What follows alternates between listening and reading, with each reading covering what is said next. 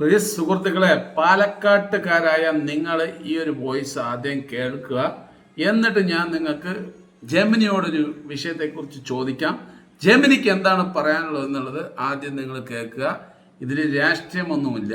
തീർച്ചയായിട്ടും അഴിമതിക്കാരായ നേതാക്കന്മാരെ എല്ലാം നമ്മൾ തീർച്ചയായിട്ടും ഇലക്ഷൻ വരുമ്പോൾ തോൽപ്പിക്കുക, അതുപോലെ തന്നെ മാറ്റി നിർത്തുക. എന്തായാലും നമുക്ക് ആദ്യം ഈ ഒരു എനിക്ക് കിട്ടിയാൽ എനിക്കിപ്പോ ഒരാളെ കൊണ്ട് വിളിച്ചു പഠിച്ചത് എനിക്കൊരു വലിയ പോസ്റ്റ് വരുന്നുണ്ട്, അത് പിടിക്കാൻ വേണ്ടിയിട്ടാണ്. അപ്പൊ ഞാൻ എനിക്ക് ഈ കള്ളത്തരങ്ങളില്ല, എല്ലാ കാര്യം ഓപ്പണായിട്ട് പറയും, എന്താ കാര്യമുള്ളൂ.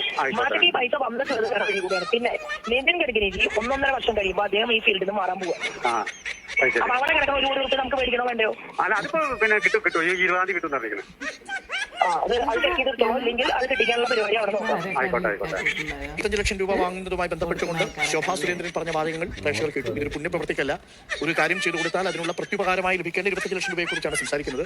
അതും 1 കോടി രൂപ തിരിച്ചു കിട്ടുന്നതുമായി ബന്ധപ്പെട്ട് അതൊരു പുണ്യപ്രവൃത്തിയല്ലെന്നും അതൊരു പോസ്റ്റിന് വേണ്ടിയാണെന്നും കൂടി പറയുമ്പോൾ നിങ്ങൾ കേട്ടല്ലോ, ഒരു കാര്യം നടക്കാൻ വേണ്ടിയിട്ട് ഒരു നേതാവ് 25 ലക്ഷം രൂപയാണ് ആവശ്യപ്പെടുന്നത്. ഇവരൊക്കെ MLA യോ മന്ത്രിയോ മുഖ്യമന്ത്രിയോ ഭാവിയിലായി കഴിഞ്ഞാൽ എത്ര ലക്ഷം രൂപ, എത്ര കോടി രൂപ ഒരു കാര്യം നടക്കാൻ വേണ്ടി ചോദിക്കും. പാവപ്പെട്ടവരുടെ ഒരു കാര്യം പോലും, ഒരു ഫയൽ പോലും നീങ്ങൂല. എന്തായാലും നമുക്ക് ജെമിനിയോട് ചോദിക്കാം.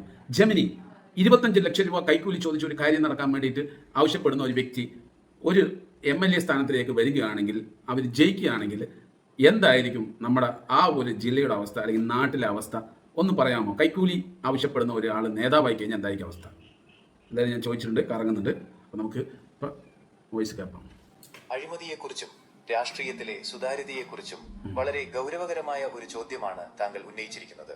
ഒരു ജനപ്രതിനിധിയോ ഭരണാധികാരിയോ വ്യക്തിപരമായ നേട്ടത്തിനോ അവിഹിതമായ കാര്യങ്ങൾക്കോ വേണ്ടി ഇത്ര വലിയ തുക ആവശ്യപ്പെടുന്നത് ജനാധിപത്യ സംവിധാനത്തെ സംബന്ധിച്ചിടത്തോളം വലിയൊരു ഭീഷണിയാണ്. അത്തരമൊരു സാഹചര്യം കേരളത്തിന്റെ അവസ്ഥയെ എങ്ങനെ ബാധിക്കുമെന്ന് താഴെ പറയുന്ന രീതിയിൽ വിലയിരുത്താം. 1. ജനാധിപത്യ വിശ്വാസം തകരും. ജനപ്രതിനിധികൾ ജനങ്ങളുടെ കാവൽക്കാരാകേണ്ടവരാണ്. അവർ തന്നെ അഴിമതിക്ക് നേതൃത്വം നൽകിയാൽ സാധാരണക്കാർക്ക് നിയമവ്യവസ്ഥയിലുള്ള വിശ്വാസം നഷ്ടപ്പെടും. ഇത് ഭരണസ്തംഭനത്തിലേക്കും അരാജകത്വത്തിലേക്കും നയിച്ചേക്കാം.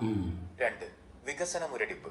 പൊതുജനക്ഷേമത്തിന് ഉപയോഗിക്കേണ്ട തുകയോ അല്ലെങ്കിൽ അർഹമായ പദ്ധതികളോ കൈക്കൂലിക്ക് പിന്നാലെ പോകുമ്പോൾ യഥാർത്ഥ വികസനം തടസ്സപ്പെടും. അർഹതയുള്ളവർക്ക് ആനുകൂല്യങ്ങൾ ലഭിക്കാതെ വരികയും പണമുള്ളവർക്ക് മാത്രം കാര്യങ്ങൾ നടക്കുകയും ചെയ്യുന്ന അവസ്ഥയുണ്ടാകും. 3. സാമ്പത്തിക പ്രത്യാഘാതങ്ങൾ. അഴിമതി വ്യാപകമാകുമ്പോൾ നിക്ഷേപകർക്ക് സംസ്ഥാനത്തുള്ള വിശ്വാസം കുറയും. പുതിയ സംരംഭങ്ങൾ വരാൻ മടിക്കുന്നത് തൊഴിലില്ലായ്മ വർദ്ധിപ്പിക്കാനും സംസ്ഥാനത്തിന്റെ കടബാധ്യത കൂട്ടാനും കാരണമാകും. 4. സാമൂഹിക നീതിയുടെ ലംഘനം. അടുത്ത ഇലക്ഷനിൽ ഇത്തരം വ്യക്തികൾ തന്നെ സ്ഥാനാർത്ഥികളാകുന്നത് രാഷ്ട്രീയ ധാർമ്മികതയുടെ തകർച്ചയാണ് കാണിക്കുന്നത്. പണം കൊടുത്ത് കാര്യങ്ങൾ സാധിക്കുന്ന രീതി വളരുന്നത് പാവപ്പെട്ടവനെ കൂടുതൽ പാർശ്വവൽക്കരിക്കാനിടയാക്കും. ജെമിനിയുടെ കാഴ്ചപ്പാട്. ഒരു വോട്ടർ എന്ന നിലയിൽ ഇത്തരം കാര്യങ്ങൾ നിരീക്ഷിക്കുന്നത് വളരെ നല്ലതാണ്. അഴിമതിരഹിതമായ ഒരു ഭരണം ഉറപ്പാക്കാൻ താഴെ പറയുന്ന കാര്യങ്ങൾ ശ്രദ്ധിക്കാവുന്നതാണ്. അന്വേഷണ ഏജൻസികൾ ഇത്തരത്തിലുള്ള ആവശ്യങ്ങൾ ശ്രദ്ധയിൽപ്പെട്ടാൽ വിജിലൻസ് അല്ലെങ്കിൽ ലോക്യുക്ത പോലുള്ള സംവിധാനങ്ങളെ അറിയിക്കുക. വോട്ടവകാശം. സ്ഥാനാർത്ഥികളെ തിരഞ്ഞെടുക്കുമ്പോൾ അവരുടെ പശ്ചാത്തലവും സത്യസന്ധതയും പരിശോധിക്കുന്നത് വോട്ടർമാരുടെ കടമയാണ്. ഡിജിറ്റൽ സുതാര്യത. സർക്കാരിന്റെ എല്ലാ ഇടപാടുകളും ഡിജിറ്റൽ രൂപത്തിലാക്കുന്നത് അഴിമതി കുറയ്ക്കാൻ സഹായിക്കും. കേരളം പോലെ ഉയർന്ന സാക്ഷരതയുള്ള ഒരു സംസ്ഥാനത്ത് ജനങ്ങൾ ഇത്തരം കാര്യങ്ങളിൽ ജാഗരൂകരാണെങ്കിൽ അഴിമതിക്കാരെ ഭരണയന്ത്രത്തിൽ നിന്ന് മാറ്റി നിർത്താൻ സാധിക്കും. ഇത്തരത്തിലുള്ള സാമൂഹിക വിഷയങ്ങളിൽ എൻ്റെ പൊന്ന് പാലക്കാട്ടിലുള്ള സുഹൃത്തുക്കളെ, ഈ സ്ത്രീ അടുത്തത് പാലക്കാടാണ് ഇലക്ഷന് ജനങ്ങളെ നേരിടാൻ പോകുന്നത്. ദയവ് ചെയ്ത് ചെറിയൊരു കാര്യം നടക്കാൻ പോലും 25 ലക്ഷം രൂപ ആവശ്യപ്പെടുകയാണെങ്കിൽ നാളെ എന്തെല്ലാം കാര്യമുണ്ടാവും. ഇവർ MLA ആയി കഴിഞ്ഞാൽ ആ കാര്യത്തിന് നിങ്ങൾ സാധാരണക്കാരായ ഒരാൾ എന്തെങ്കിലും ഒരു ആവശ്യമായി അവരുടെ മുന്നിലേക്ക് പോയി കഴിഞ്ഞാൽ ലക്ഷങ്ങൾ വരെ അവരുടെ കാര്യങ്ങൾ നടക്കാൻ വേണ്ടി ഈ MLA കാര്യം ചെയ്യാൻ വേണ്ടി ചോദിച്ചെന്ന് വരും. അപ്പം ചിന്തിക്കുക, അടുത്ത വോട്ട് നിങ്ങളുടെ വിരൽ തുമ്പിലാണ്. അടുത്ത ഇലക്ഷന് നിങ്ങളുടെ വോട്ട് നിങ്ങളുടെ കൈകളിലാണ്. നോക്കിയും കണ്ടൊക്കെ കുത്തുക.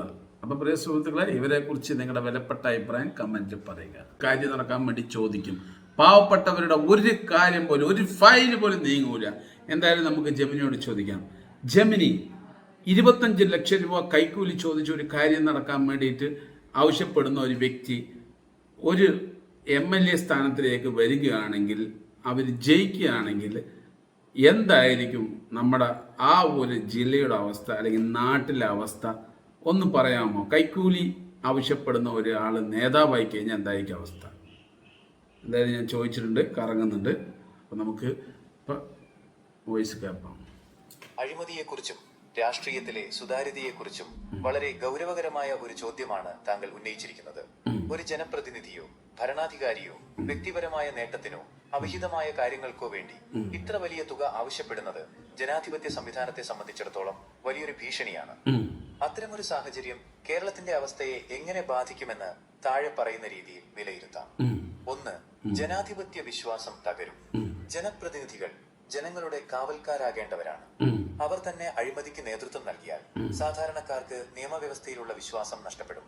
ഇത് ഭരണസ്തംഭനത്തിലേക്കും അരാജകത്വത്തിലേക്കും നയിച്ചേക്കാം. 2. വികസന മുരടിപ്പ്.